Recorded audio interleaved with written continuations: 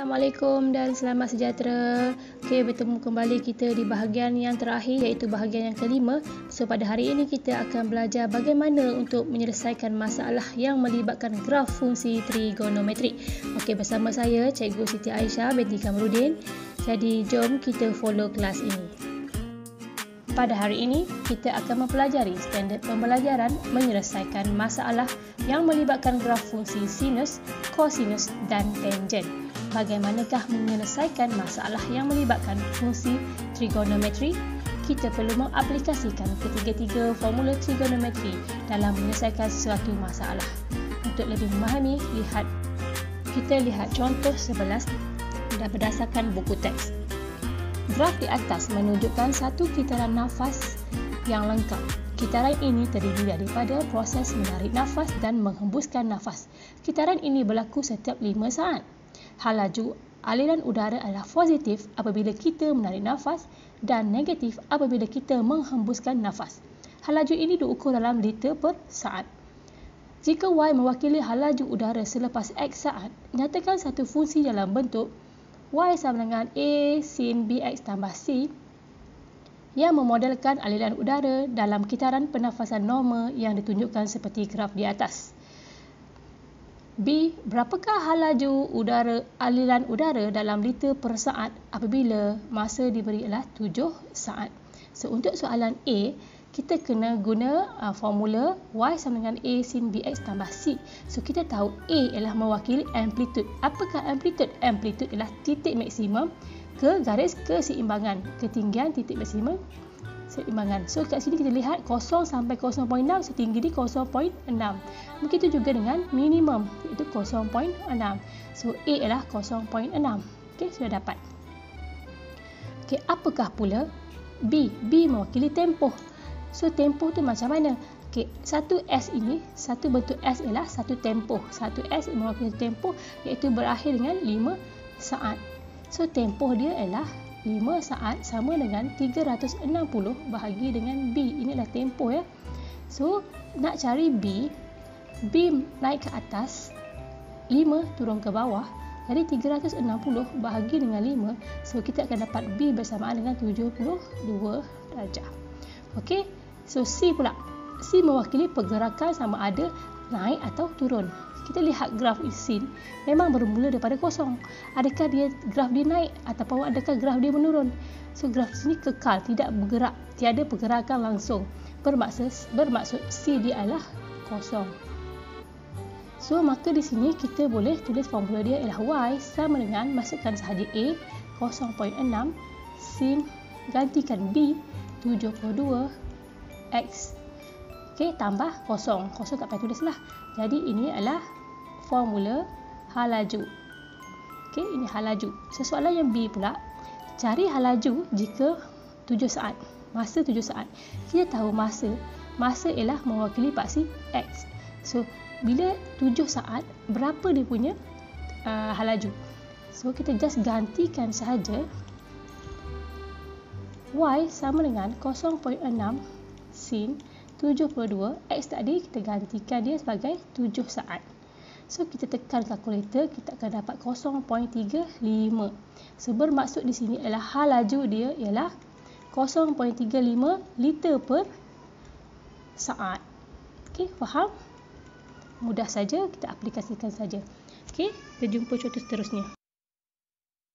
Okey, mari kita lihat latihkan diri 6.2C. Okey, untuk soalan nombor 1, graf di sebelah menunjukkan kedalaman air yang direkodkan dalam libungan kapal. Jika Y mewakili kedalaman air dalam kaki dan X mewakili bilangan jam selepas tengah malam, guna graf fungsi dalam bentuk Y sama dengan A cos BX tambah C untuk memodelkan kedalaman air seperti ditunjukkan dalam graf tersebut. Okey, soalan B, berapakah kedudukan air paling dalam? So, untuk menjawab soalan A, kita perlu merujuk dalam graf. Okey, kita perlu cari A dulu. A tu, apakah A? A ialah amplitude, iaitu amplitude titik maksimum sampai ke garis keseimbangan. Okey, berapa jarak dia? So jarak dia antara 12 sampai 9. So maksudnya 12 tolak 9. So A kita dapat 3. Okay, so A kita dapat 3. So di sini 3 lah. Okay, lepas tu kita cari B. Apa B? B adalah tempoh. So tempoh untuk cos adalah berbentuk U. Kan cos bentuk U kan? So berapa tempoh bentuk U? Tempoh bentuk U adalah 12 sahaja. Okay, sini ada 2U. 1U, 2U. Okay, so ada 2. So sini 1U mewakili 12. So kita tahu tempoh dia adalah 12. Sama dengan formula tempoh bagi kosinus 360 bahagi B. So kita salin balik 360 bahagi B. Kita nak cari B, pindah tempat, yang ni naik atas, yang ni turun bawah. So B ialah kita dapat 30 darjah. Okay, dah dapat B. So kita salin balik cos 30. B dia ialah 30x. So C pula, C berapa? So untuk mencari nilai C pula, kita lihat asal untuk cos garis keseimbangan adalah berada daripada kosong. X sama dengan kosong. Sekarang garis keseimbangan dia telah berubah sampai ke titik 9. Okey, berapa kenaikan dia? Dia telah naik sampai 9, positif 9. So bila dia naik bermaksud positif. So C ialah positif 9. So ini adalah formula untuk soalan A. Okey, telah menjawab kedalaman. So ini mewakili kedalaman air. Okey, soalan A sudah jawab. Kita lihat soalan B pula. Okey, untuk soalan B, berapakah kedudukan paling dalam? Okey, paling dalam maksudnya maksimum lah. Paling dalam dekat sini kan. Dan dekat sini dan di sini ada 3 paling dalam. Okey, paling dalam ada 3. So pada jam berapa? Jam ialah mewakili X. Okey. So jam mewakili X, so maksud dia dalam pada pukul, iaitu pada kosong, pukul 12 jam dan juga 24 jam. Okey, maksudnya dia lah jam kedudukan paling dalam, air paling dalam ialah bermula dari kosong, 12, 24. Kita rujuk saja pada titik maksimum sahaja. So itu saja untuk soalan yang pertama. Sekarang kita lihat contoh yang kedua. Okey, rajah di sebelah menunjukkan pandangan atas sebuah rumah api. Lampu isyarat rumah api menghantar sinar cahaya seperti dalam rajah. Apabila lampu isyarat berputar, sinar cahaya bergerak sepanjang pantai pada sudut X. Tuliskan satu fungsi bagi jarak S dan kemudian nyatakan amplitud dan juga tempoh fungsi tersebut. Okey, bermaksud dekat sini, ini adalah X ini mewakili sinar cahaya lampu. Okay, bila dia memantulkan cahaya akan terhasil di sepanjang S. Okay, terhasil kat kawasan sini lah. So, dia sudah cari formula S. So, nak cari formula S, kita sudah ada panjang 500, sudah ada sudut X. So, kita aplikasikan rumus trigonometri. So, kalau kita tengok X kat sini, S itu adalah bertentangan dengan dia, iaitu O.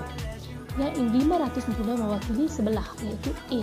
So, kat sini kita boleh aplikasikan formula TOA. Okey, so kita tulis tangent sudut ialah X sama dengan O dia S bahagi dengan adjacent 500. So, kita nak cari S saja kan. So 500 ni pergi ke sana jadi darab.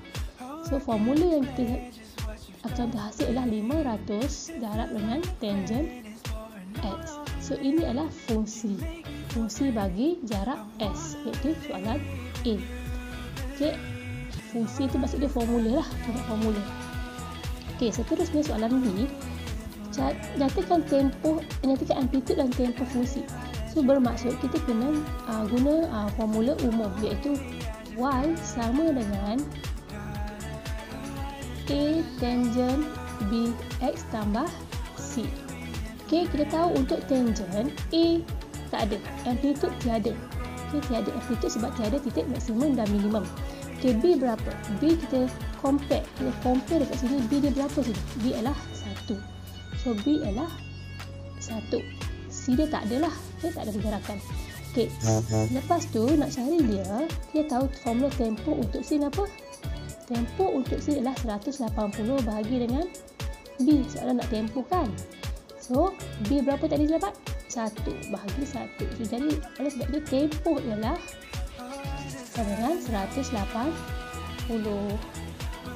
Amplitude tiada amplitude. Okey, itu saja untuk soalan nombor 2. Okey, mari kita lihat soalan yang ketiga. Graf di sebelah menggambarkan aras air yang direkodkan di sebuah pelabuhan. Diberi Y mewakili aras air dalam meter dan X pula mewakili masa dalam jam. Nyatakan fungsi trigonometri bagi graf tersebut dalam bentuk Y sama dengan A sin B X tambah C. Okay, untuk soalan yang macam ni, mula-mula kita kena terbitkan atau kita carikan nilai A, B dan C. Okey, A itu adalah amplitude. So, amplitude kita kena cari berapa ketinggian titik maksimum sehingga garis keseimbangan. Di sini kita boleh lihat garis keseimbangannya berada di paras ini. Okey. So, berapa? Macam mana nak cari? So, kita kena cari, tambahkan dahulu, kemudian kita bahagi dengan 2. Kita juga boleh aplikasikan formula amplitude. Okey, formula amplitude. Di mana nilai maksimum iaitu 4.0 kita tolak dengan nilai minimum 1.8, kemudian bahagi dengan 2, kita akan dapat 4.0 tolak 1.8 bahagi dengan 2, kita akan dapat A bersama dengan 1.1. So, ini adalah nilai amplitude. Okey, dia punya 1.1. Okey, kita dapat. Sekarang kita cari B pula. B ialah mewakili tempoh. So, tempoh bagi graf sin ialah 360 bahagi dengan B. So, berapa tempoh masa untuk satu kita dah lengkap? S ini ialah 24. Jadi, tempoh dia 24 bersamaan 360 bahagi dengan B. So, kita nak cari B, kita tukar tempat sahaja. So, kita bahagi, kita akan dapat 15. So, B ialah 15.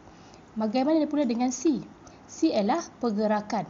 Okey, pergerakan atas bawah. Okey, bermaksud sepatutnya graf sin ialah duduk di kosong. Okey, duduk di kosong. Sekarang dia telah beranjak naik sampai ke tahap sini. So, berapakah di sini? Okey, macam nak cari, kita tahu jarak ialah 1.1, maksimum ke garis keseimbangan ialah 1.1. Di sini ialah 1.8. Jadi 1.8 tambah dengan 1.1 akan dapat 2.9. So, garis keseimbangan dia adalah 2.9. So, C ialah 2.9. Maka setelah kita dapat kesemuanya, kita boleh terbitkan formula fungsi trigonometri bagi C tersebut. Y sama dengan A ialah 1.1 sin B ialah 15 X tambah 2.9. So, ini adalah fungsi trigonometri. Okey, bagi aras air di sebuah pelabuhan. Okey, itu saja. Cikgu harap kamu semua boleh faham dan dapat mengaplikasikan segala rumus trigonometri dalam menyelesaikan masalah yang melibatkan fungsi graf trigonometri.